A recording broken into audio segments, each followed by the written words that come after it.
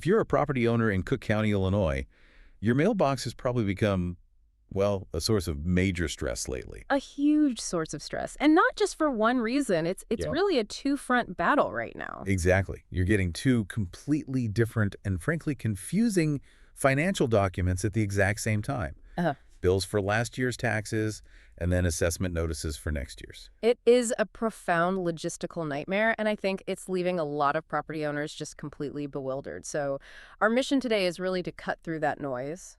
Yeah, we want to unpack this whole overlap, explain why these assessment increases are so incredibly dramatic. I mean, some are soaring 20 to over 100%. And most importantly, what actions you absolutely must take right now to protect yourself, not for this year, but for 2026. To do that, we're really leaning on the insights of people who see this from the inside.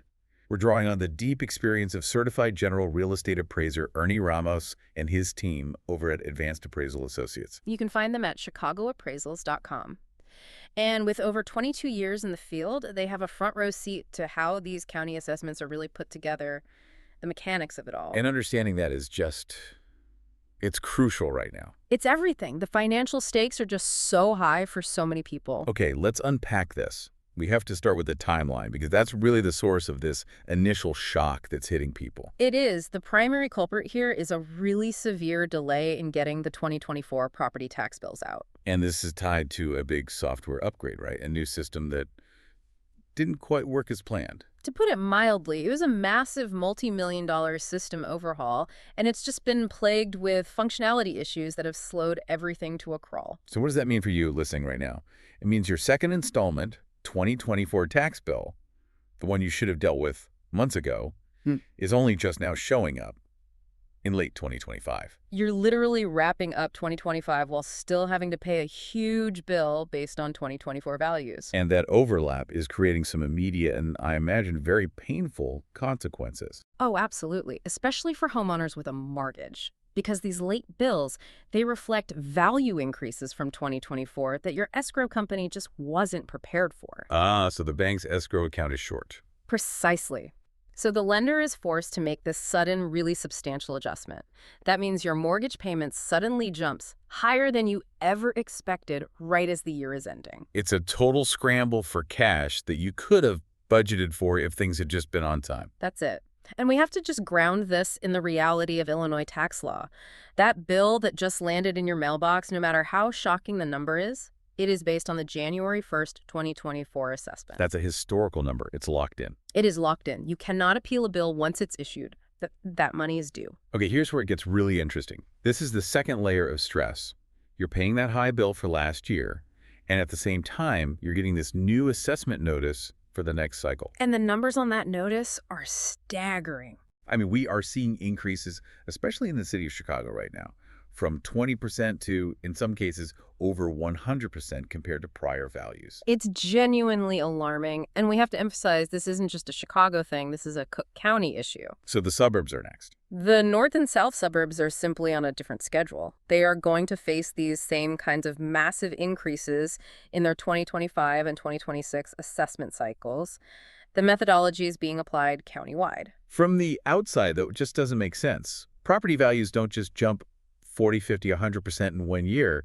Why is the assessor pushing these huge percentages? Is the process just flawed? Well, it's complicated. The assessor is actually trying to do their job, which is to bring the assessed values up to align with recent sales data. So they aren't just cherry-picking the highest sales. Not necessarily. They're looking at what sold, and what sold during the COVID and post-COVID era were a limited number of properties at very high prices because of tight inventory. Those peaks are now the benchmark. So the shock we're all feeling is really a massive correction from years of being underassessed. Exactly right. The shock is basically proportional to how far behind your property's assessment was. But, I mean, that doesn't make the tax hike any less painful. Of course not. So that brings up a really tough question. If the market has gone up so much since 2021, and the assessor is using that high sales data, what chance does a normal homeowner even have to appeal this? It's a very challenging environment to appeal in, for sure. Your strongest case, it's really going to come down to two things: condition and uniformity. Okay, what do you mean?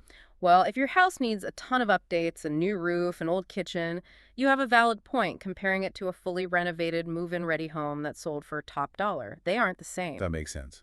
And uniformity. That's where you argue your property is assessed higher than other very similar properties right in your immediate neighborhood. Now, I should mention, the assessor's land valuation process is widely considered to be flawed, so that can be an angle. But for most residential appeals, it's all about condition and comps.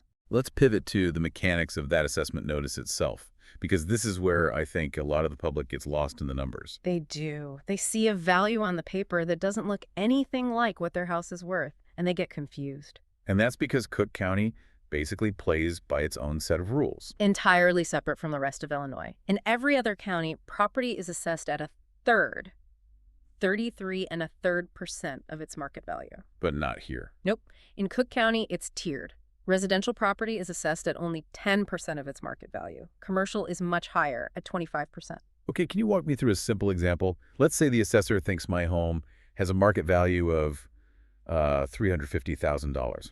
What does the notice actually say? Right, so you won't see $350,000 on that notice. You'll see an assessed value of $35,000. That's the 10%. Okay. But it doesn't stop there. That $35,000 is then hit with a state equalization factor, or a multiplier, to get to the final number that your tax rate is applied to. It's that chain of calculations that makes it feel so opaque. Got it. So understanding that 10% figure is critical if you want to appeal. Yeah. And speaking of appeals, the timing is probably the single most important piece of advice we can give today. It is non-negotiable. I want to say this again. You absolutely cannot appeal the late 2024 tax bill that just arrived. That ship has sailed. It's a done deal. A done deal. What you must appeal is the 2025 assessment notice that you're getting right now, and you have to do it while the appeal window for your specific township is open. And let's be crystal clear. When you appeal that 2025 assessment, Yeah. what year's tax bill are you actually impacting? You are fighting to lower your tax bill for 2026. You're playing defense for next year's finances today. If you miss that window, that huge new assessment is locked in. Okay, let's transition this conversation from, a confusing bureaucratic mess to what it's really becoming, a genuine financial risk. That's the crux of it. Because even though people might not be delinquent yet, that late bill might not be officially past due. The complete lack of preparation for these hikes creates a huge vulnerability. And that's the problem. No one budgeted for a 30, 40, 50% tax increase, so we're seeing the risk profile just climb. We're observing more tax delinquencies and, this is the critical part, more people unable to redeem those past due amounts once they're sold. Who's feeling that strain the most acutely right now? It's the commercial property owners. This is where the risk really starts to crystallize into a potential crisis. How so? Well, just layer these massive assessment increases onto a commercial office market that already has huge vacancies, or struggling retail sectors. You have sky-high taxes on a property that's generating very low income. That's a death knell for an investment property. It is, and that's when you start talking about tax sales. Right. For anyone listening who isn't familiar with how that works in Illinois, can you just briefly explain what happens when an owner can't pay? Sure. If the taxes go unpaid, the county sells a tax lien on that property. A tax buyer, usually an investment company, comes in and pays the county what's owed. And they now hold the lien. They hold the lien. The original owner then gets a window of time, usually 2 or 3 years, to redeem it. That means paying the tax buyer back everything they paid, plus some very stiff penalties and interest. If they can't do that, they can lose the property entirely. And the source material from Advanced Appraisal Associates noted a huge uptick in this kind of activity. Yes, a dramatic increase. The activity around tax deeds and valuation disputes, which really slowed down during the COVID moratorium, is now. It's picking up like crazy. And the warning is that this could be a future crisis, something like we saw back in 2008, maybe focused on those areas with high commercial vacancies. You also mentioned the term indemnity in this context. And we need to be clear, this isn't what people think of with their mortgage. Absolutely. This has nothing to do with mortgage companies or insurance. When we talk about indemnity in the tax world, it refers to very specific appraisal cases tied to tax deeds and litigation where there might be issues in the process. It's a very specialized legal area related to the consequences of not paying your taxes. Okay, so given all this complexity, all this risk, let's get to the actionable guidance. What can a property owner in Cook County do right now? Your one and only focus has to be on that 2025 assessment. If you believe the assessor's market value for your property is too high, or it isn't uniform with your neighbors, you have to appeal. And you do that either through the assessor's office, if your township window is open, or through the Board of Review. That's right, the Cook County Board of Review. It's all online at cookcountyboardofreview.com. To have a real shot, though, you need solid evidence. That's where a firm like Advanced Appraisal Associates comes in. But I've heard that even with a great appraisal, it's still best to have a lawyer. Why is that? That is a critical point. While Ernie Ramos and his team provide that market-supported valuation evidence you need, the system itself is, well, it's biased toward legal representation. So the evidence isn't enough on its own. It can be, but tax appeal firms know the specific procedural hoops to jump through. They understand the nuances of the uniformity arguments that the boards find most persuasive. We're hearing about cases with solid evidence being denied simply because they didn't have that specialized legal counsel guiding it through the system. Wow. So beyond hiring professional help, what are the simple, basic checks every single owner should do right now? Two things. First, check your exemptions. Make sure you're getting the homeowner exemption, the senior freeze, anything you qualify for. They directly lower your bill. And second, Verify the county's data on your property is actually correct. The most common errors are building square footage and the property classification. Making sure your two-flat is actually listed as a two-flat and not a single-family home. Little things that make a big difference. and again, for that high-quality evidence you'll need to make your case, you should consult with a professional, like certified general real estate appraiser Ernie Ramos and his team at Advanced Appraisal Associates. Again, chicagoappraisals.com. They handle assessments, tax sales, all of it. But we have to reiterate, an appraiser provides the ammunition. It's on you, the owner, or your legal counsel to actually file that appeal during the open window. We can't go back in time and appeal a bill that's already been sent. So what does this all mean? The real danger here is this devastating one-two punch.